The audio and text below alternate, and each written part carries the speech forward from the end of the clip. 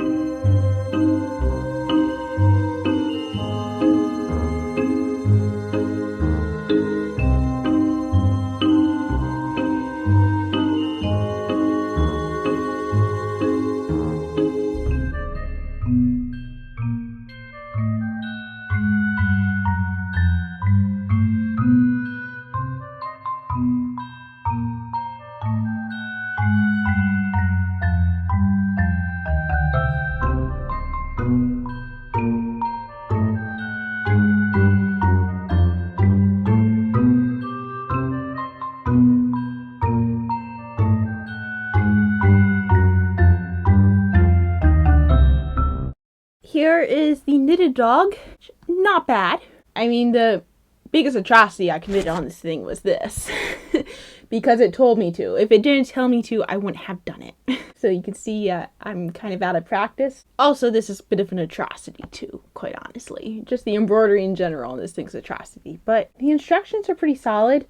This yarn is cheap though. This yarn was shedding on the magazine the entire time, which honestly is what you expect from magazine yarn, yeah? The part that kind of had me worried the most was when it said, like, leave a long tail for sewing. It's like, ooh, this is where I have control over how much thread is used to be sewn for it. And if I guess wrong, then I mess up the thread for the crochet portion. But in general, when I see that instruction, I love it. I love that instruction so much. But I do have, like, a lot of the yarn left over. There is, like, one bit of yarn that I saved just in case. The rest were scraps that were all too small. So we have some of this too. The orange is the one I'm most worried about right now. There's definitely enough to make one. We're going to see if there's enough to make two, which I'm not sure is something that the magazine makers were expecting anyone to do or not. But it's what I'm going to do. But we have a nice little plaity tail here. And the instructions are super simple. I didn't really have to think about them too much. Yeah, it's a cute little dog. Woof woof. Woof woof. So now it's on to make the crochet buddy. I forget if I mentioned this or not. I realized afterwards that probably because it's a magazine, they need to make sure that the instructions all fit in one page. So the fact that the parts are in different orders means that it probably was arranged so that way it could all fit on one page and be kind of like a centerfold piece with it. Is this actually in the center? This is page 40, 41. Not quite. The last page is 66. So close to the centerfold. Anyway, time to start crocheting now.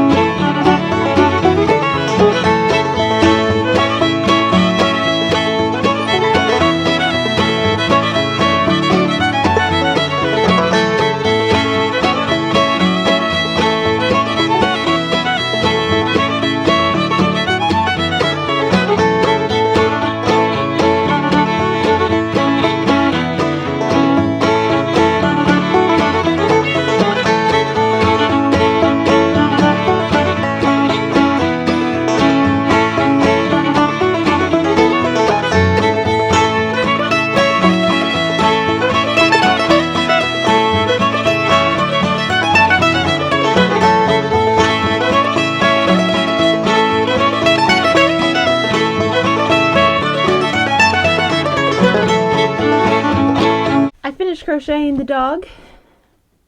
There we have it. The makers of the kit were probably expecting me to make one or the other, not both, so I lost yarn chicken hard with this guy. I finished 9 skeins of yarn trying to finish this dog. The kit that came with the magazine only had 6. On the plus side, my desk is cleaner now. I forget why I even had that yarn on my desk, but I just didn't bother searching too hard for the yarn. Also, towards the end, I just kind of gave up on matching the thickness. I just kind of wanted to match the colors, which is why this leg is so much bigger than this leg, because this was a worsted weight yarn, and I think most of this was DK or sport weight. Most of the time when I lost yarn chicken, you can see because it's green.